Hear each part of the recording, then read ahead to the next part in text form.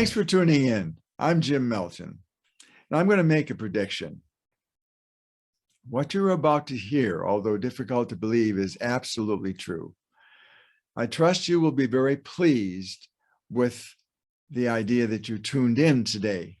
Why? Because the person I'm about to introduce is one who has made his mark on space history. I was first introduced to him through a mutual friend, George Mitchell, in Avignon, France. Let me give you a little synopsis of my preparation for this interview. A while back, a few weeks ago, actually, my wife, Dana, was on her way out to her Dusty Wings meeting. Dusty Wings is a group of former flight attendants, current and former flight attendants. She was a flight attendant for Braniff International. And before she left, she came into my office and she said, "Would you do a few things while I'm out?" And I, of course, said, "Sure." So about 6 hours passed and she came into my office and said, "Honey, I'm home." And she said, "But I see that nothing has been done on the list. What happened?" And I said, "Well, I started reading this book and I couldn't take my eyes off it. I couldn't believe what I was reading and I was riveted." So I need some verification on this. Dana, are you around? Yes. Okay, come in here and sit down just a second. Okay. Okay. Remember when when you left for Dusty Wings and I said I would do the list? Yes. And I didn't? Yes, I do Oh, remember. this is the book I was reading. Yes. But that's okay, Jim. I know how you enjoy doing reading and research on space exploration and the Mars Society. And it's your passion, and it's a good one.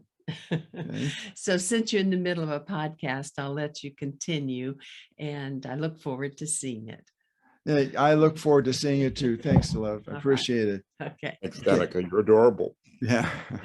Now you're wondering what it was that caught my attention in this book. So let me briefly read it to you. It's the foreword that David Scott, commander of the Apollo 15, wrote.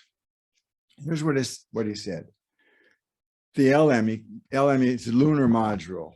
The lunar module must be controlled internally from 50,000 feet to touchdown through a single, very small, very slow computer using software programs that were written by hand by a single engineer. The software must be absolutely infallible.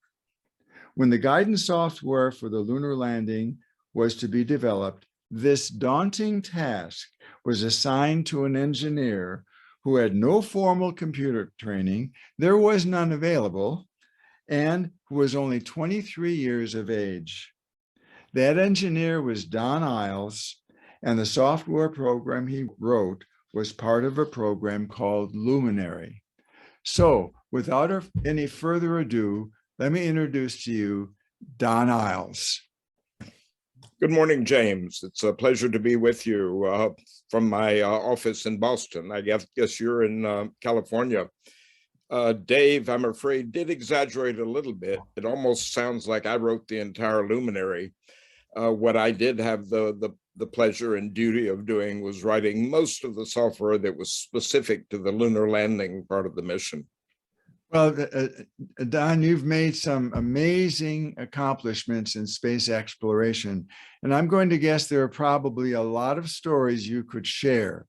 But to begin with, if you wouldn't mind, let's start with one of those nail-biting moments when the the faulty abort switch on Apollo 14 started screaming. And you talked about a workaround for that problem in your book. Would you mind expanding on that just a little bit? No, not at all. And it's a good story to tell because it does sort of have a beginning and a middle and an end. You know, we had the very complicated problem on Apollo 11 with the alarms, and that's a favorite topic. It's certainly one of the more teachable moments about how the flight software worked. but it's a very complicated problem. We would be here all afternoon if I attempted that. Apollo 14 was, well, 3 missions later, we had Apollo 11, which was successful despite the problem I mentioned, and despite the fact that it landed about 4 miles away from where it was meant to land on the moon. But as Armstrong said to me at one point, any place I can land on the moon will be interesting. Then we had Apollo 12, Pete Conrad's mission, whose assignment was to land within walking distance of a specific spot. And by means of his own talents and some software changes we made, that was accomplished. And then in April of 1970, of course, came Apollo 13, one of the epics of the space age, which caused an 8-month delay. So we've come around now to February of 1971, and Apollo 14 is in lunar orbit and not far away from making a descent to the moon. Which was due to begin, I believe, an hour or so after midnight on the night of, I'm not sure, I'd have to check, February 5th or 6th. I'm in my office at the lab about 20 steps away from the room where we monitor missions. That would be the MIT Instrumentation Lab, which was still part of MIT at that point, in sort of a ramshackle building that no longer exists in Cambridge. And a man called Bruce McCoy comes into my office and says, Don, the abort switch is sending us discrete, the abort discrete is being received by the computer. And at first I didn't think so much of it, but Bruce came back a few minutes later and said, oh, the abort discrete is still appearing at the computer. And at that point, I realized what the implication was, which was that if this short circuit were to occur during the lunar landing, I think we all assumed correctly at that point that there was a piece of metallic contamination in the switch that was floating around at 0G and occasionally shorting the contacts. And when that happened, the computer literally received a bit, which it could monitor. And I'd written the code to monitor that bit. During the period leading up to the beginning of the landing, it was inconsequential. Nothing was listening to it, and it would have been meaningless to abort if you were already in orbit anyway. Right. But if it occurred during the landing, it would really spoil the landing. So that was the situation. And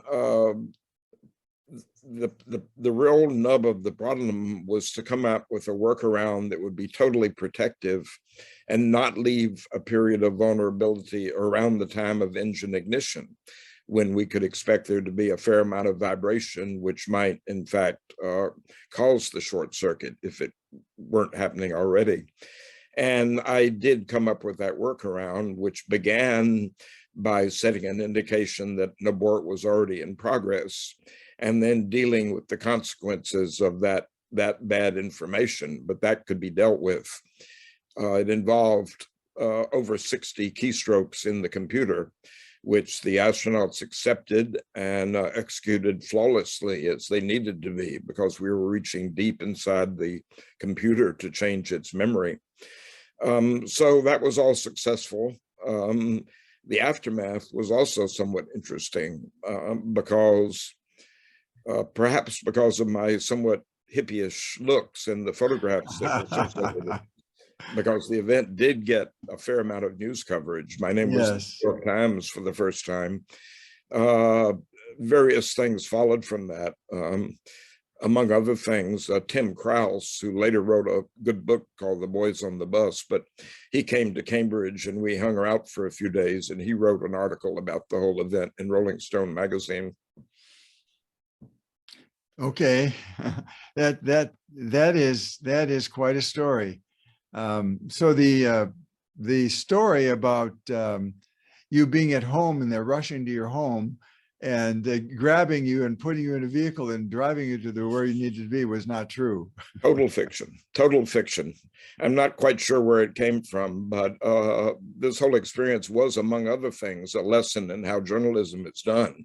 because you can't believe everything you hear that purports to be by a reporter who's an expert on the space program.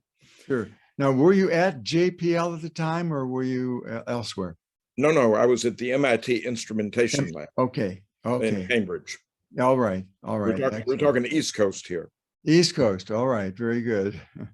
Okay. Well, how about another question here? There's also a question of what the Apollo experience means for projected Moon and Mars missions, landing missions, and projected landing sites. I mean, what happens if they overshoot the site and they have to go to uncharted territory? Can you elaborate on that a little bit? I don't have a finished answer about this, but it's something I've been thinking about a little bit, about what our experience in Apollo, and which I tried to put in my book. What does that possibly mean for this new surge in space exploration, as it seems it's going on now? There's several sides of that. Computers have grown so much in terms of memory and speed. And in light of that, I think perhaps that the parsimony, the extreme sort of efficiency with which we had to work in a computer that only had room for something like 30,000 lines of code. I think there's a lesson there that sometimes simplicity is better. Sometimes simplicity is safer, more straightforward, but also sometimes gives you more capability if you handle it right. And I hope that lesson of simplicity is kept in mind. I think it's rather hard to do that in cases where we have so much computer power at hand. There was something like 30,000 lines of code in the Apollo software in each of the spacecraft. There's something like 30 million in Microsoft Office. And I like to joke, which would you trust to land you on the moon? But there are other aspects as well that I think about. For example, landing at an unknown site on the moon or Mars, a site that hasn't been prepared, that hasn't been visited before. Yes. I don't think we can do without the role of the pilot in a case like that. And the baseline sort of state of the art that I would argue is still the state of the art until somebody does it some other way, is to have a spacecraft that can hover, that gives the human beings on board it good visibility, that gives them all the tools they need to be able to fly to a given place once they see it. And I don't quite see how that can be, in other words, if there's a plan that doesn't include those elements, I would need to have it explained to me carefully why it doesn't, or why it doesn't need those elements. So I think literally in the process, by looking at the process that we went through from 50,000 feet down to the moon and all the steps of that, I think that's a little bit of a paradigm that I would be very interested in seeing how that was followed and where it was not followed in the upcoming attempts on the moon and Mars. Sure. It makes a good point there. I know that the Perseverance rover, which landed on Mars in Jezero crater not that long ago, had a window, a kind of a landing site area. And I think they had some variants, but I don't know how wide that window was, because it was all remote control, obviously no one on board. Yep. Fortunately, it made it well, and they selected the right site, and that was great. So, well, you can take chances, of course, with an unmanned spacecraft that you can't do with a man on board. And I think the men, by which I mean human beings, the men and women who are flying the spacecraft, I think they will have an instinct in the same way I do, that they want to see where they're going. Yes. And of course, now with Ingenuity, the helicopter on board Perseverance, we can do a lot of surveying to see, search for other sites and where the rover can actually go.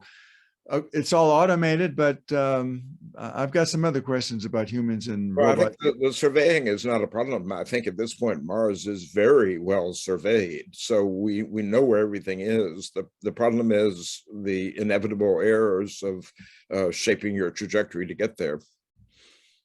That's a good point, Don.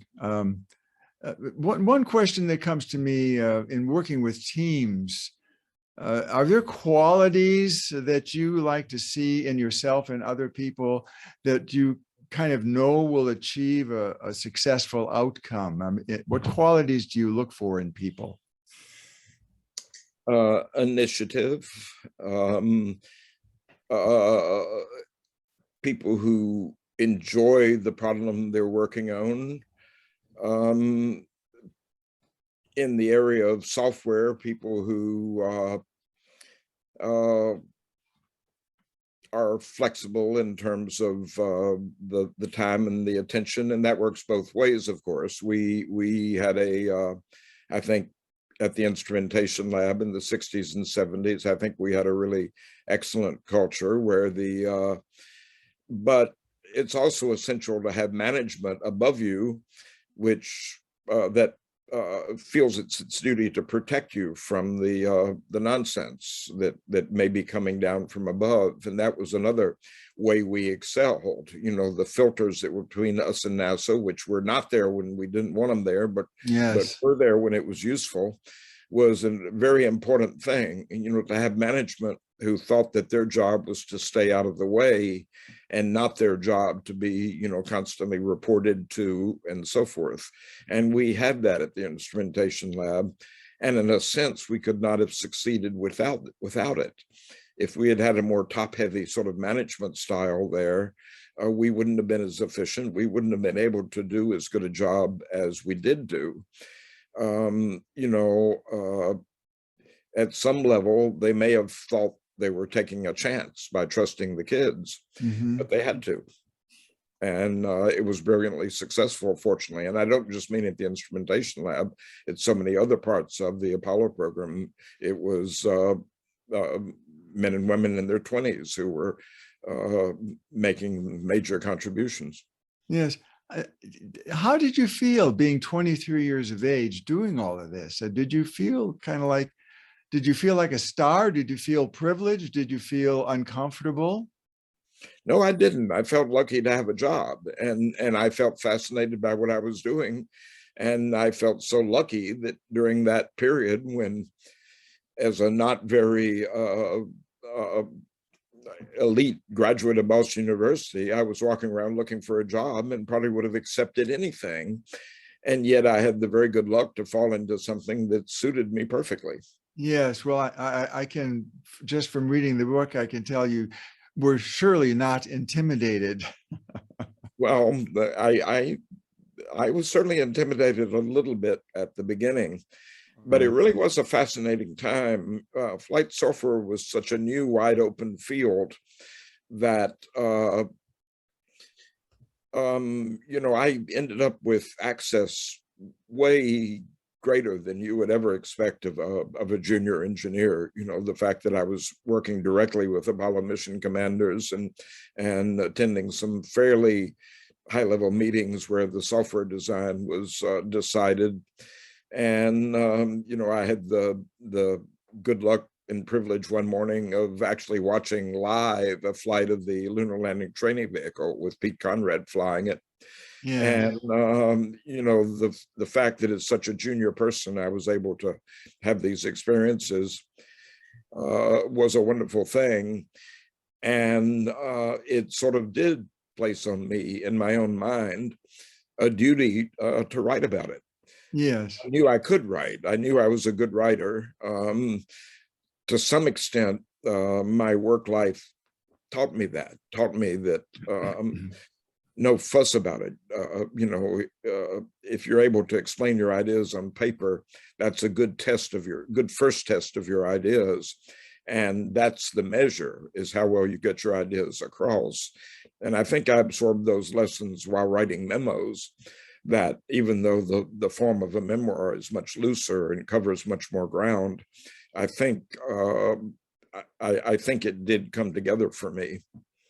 That's great. There's a statement that Einstein used. He said, if you can't explain it simply, you don't understand it well enough. So Yes, that's very much the same thing I'm saying. Yep. yeah. What do you think about the NASA 2024 Artemis program? Do you think it'll have strong implications on creating a moon base and a Mars base? Is that something that is projected? Well, I'm fascinated by everything that's going on, including that, and I'm sure it will be instrumental in that. You know, we seem to be at a time where there are parallel efforts happening. You know, there's SpaceX's big rocket. There's the SLS and the Artemis. And the more the better, so far as I'm concerned. And how exactly it'll sort out now, I don't think is clear, at least not to me. It's the fact that we've got, again, good access to low Earth orbit is going to, I think, and I hope, facilitate sort of a whole new age of space exploration that I think is so good for us, both in hard economic terms, but also in terms of our aspirations as a society and as a planet. Yes, thank you for that insight. I appreciate it. You keep up to date on what NASA's doing. Are you still kind of in a loop? Do they connect with you, or do you normally need to probe a little bit to get information? No, I can't say I am in the loop. And, you know, I think my role now is in sort of transmitting some of these lessons from the past that hopefully are still useful. No one tries to keep me in the loop. I do software that I wrote is in operation right now aboard the International Space Station, the timeliner sequencing system. Oh, really? Yes, it's a system that I originally created in the early 1980s to aid our shuttle simulations, but which grew in capability, and it now plays the role of the user interface language on board the space station. It's a scripting language that sort of sits on top of the what you'd call the hard software that can to which operational people can upload scripts that will sort of replace the sort of human level sequencing once it becomes routine enough to write it in terms of a code instead of it literally being done by humans. So it's proved extremely useful on the space station as a labor-saving device for the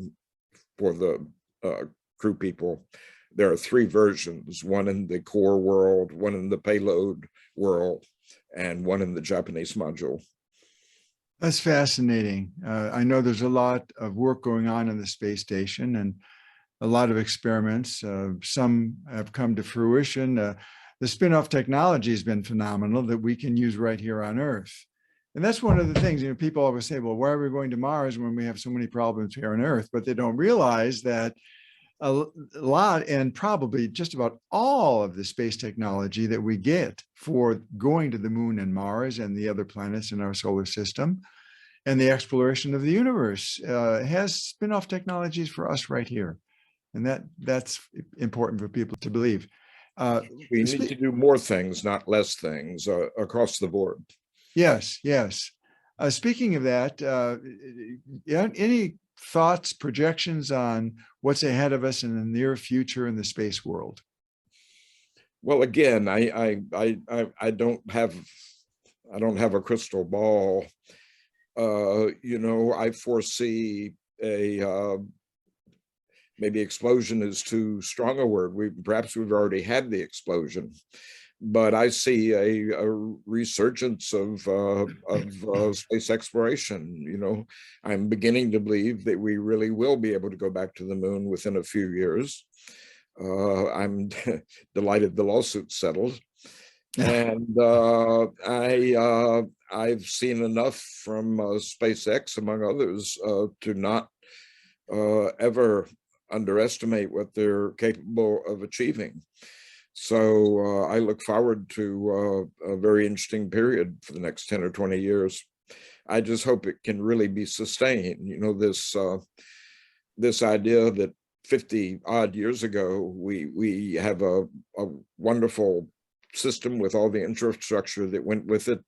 You know, the Saturn V, the quintessential big dumb booster capable of putting huge payloads in Earth orbit. We could have learned then the on-orbit assembly skills that we had to learn to build the space station. Space medicine would have had to keep up, but we had the Skylab space station already on the drawing board that would have provided a platform for doing that. And what I'm getting to is that we could so easily have continued on to Mars in the 1970s. You know, we had virtually all the pieces. You know, it was the same problem, except you'd need a little more fuel. Right. And you know, it was a bitter disappointment. There's a scene in my book set around the dining table in Florida near Cape Canaveral with Doc Draper, the head of our laboratory, at the head of the table. And, you know, we're talking about what can the lab do next? What can the nation do next? And we didn't even talk about Mars, because at that point we were on that subject. We realized it wasn't happening, and it was, you know, it was a little demoralizing. You know, we got the shuttle out of it, which was a wonderful spacecraft with a deeply flawed design that killed 14 people. Yes. But it also did some great work.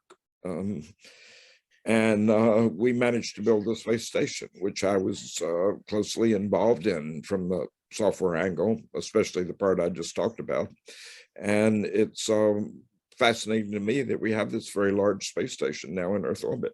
Yes. But to have done all those things, but not to have gone to Mars was, you know, it was a consolation prize, shall we say. Thank you for that insight. Okay, can we be optimistic with the youth taking over the space and the space challenges and the missions? I'm optimistic that we can. What do you think? I think we definitely hand the wand over to the youth. I mean, that's the same lesson that you've got to trust the kids. And, you know, both of us, you know, through whatever, you know, wisdom we can bring, you know, have a role to play. But the kids have to rebel against us. You know, they have to think they know better, you know, just as we thought we knew better when we were, you know, in that category. And it's a rise to the occasion moment. And there's so many places where we need to rise to the occasion. Something I've been thinking about a bit lately in terms of, you know, what do we do in this country to sort of heal the polarization to some extent, and to sort of broaden the horizons of everybody and to bring everybody together in a way that we can get along better. And I've been toying with the idea of universal national service, which could encompass both the military, but also many other fields of endeavor where, you know, with a lot of choice, young people would be able to spend a couple of years of their life becoming interested in something completely new, or living in a completely new place, or being introduced to a completely new set of people that they might not have met. And I think and from the point of view of programs, it represents a pool of cheap labor that could form part of any environmental bill, or any space effort, or any other or any energy projects. I just am thinking off the top of my head that seems like an idea whose time might have come. Yes, thank you very much, Don, for sharing your thoughts on that. I'm a believer in the youth. Obviously, it's got the wand will be passed on, and that's the way that is. But we've set a stage, and we have players out there. So I'm optimistic. This is going to happen, and it's going to happen successfully. It's going to happen faster than we think, really. And a lot of it comes through the private enterprise, which is another thing that I think that is something that we had not been able to rely upon in the past. But now, with SpaceX, with Blue Origin, with Richard Branson, Elon Musk, and the boys out there and the girls doing their thing, I think we have a pretty good handle on it. Don, I want to thank you so much for all you've done to help the Apollo team create an outstanding success back in the 60s and 70s. And it brought our world together like nothing else could do. I'd be remiss if I didn't say I'd really like to think that this enthusiasm can be carried forward to bond our world again. And I'm counting on the space program doing this. Hopefully those watching will help spread the word and make this possible. So with that in mind, I want to thank you, Don, for being part of this program today. It's been my pleasure to hear your words of wisdom. In the meantime, again, thanks for joining us, and on to the moon and Mars.